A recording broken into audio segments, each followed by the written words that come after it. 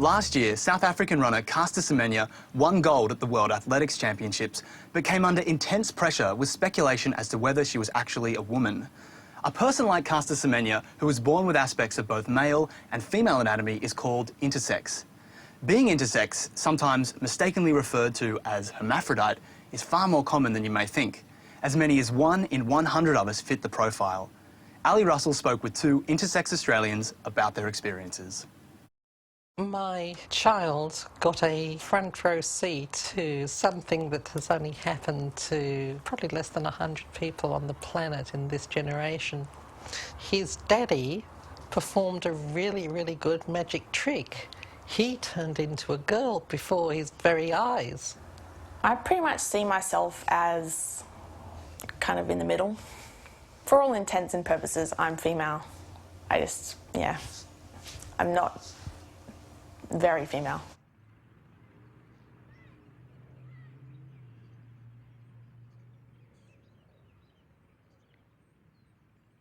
My name is Zoe Brain and I'm 51. I'm a PhD student and sometime rocket scientist.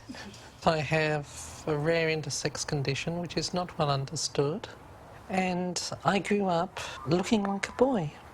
I was 47 when something very, very strange happened and I started feminising.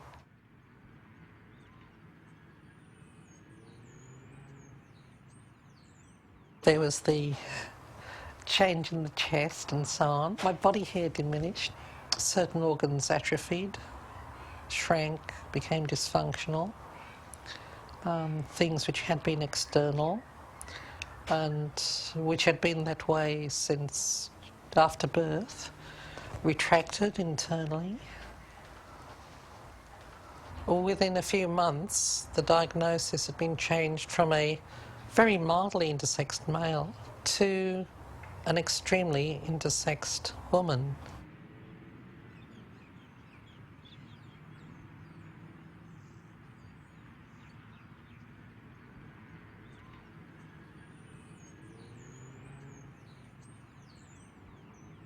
My name's Natalie and I'm 23. I grew up in Sydney. I guess I wasn't really interested in what the girls were doing or what the boys were doing. I didn't really fit in with anybody. When I was 16, I still hadn't had my period, and my breast hadn't developed at all. So Mum took me to a gynecologist. I was told that I was probably a late bloomer. So when I was 20, that was when I realised, hang on, this isn't kind of happening.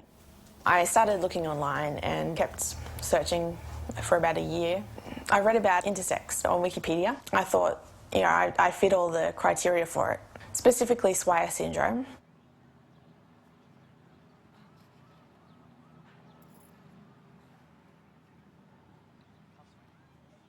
So I went to an endocrinologist. The ultrasound showed that my ovaries were very, very small and undeveloped. So basically that's why I haven't gone through puberty. I got a female anatomy, but the ovaries were supposed to generate estrogen and they didn't, so here I am.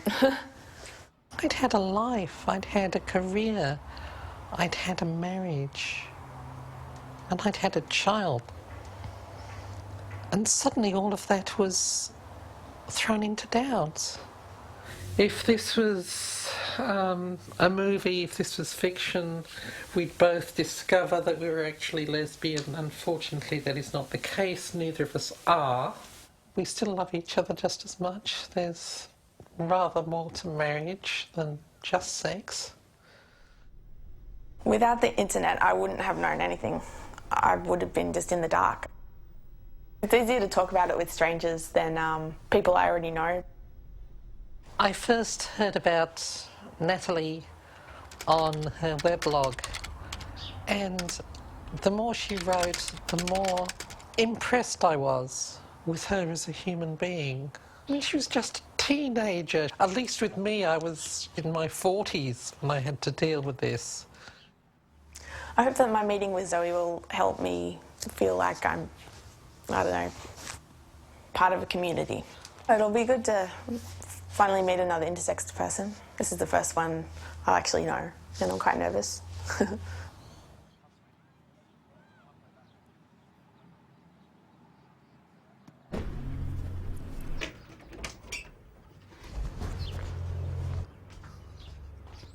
We meet at last.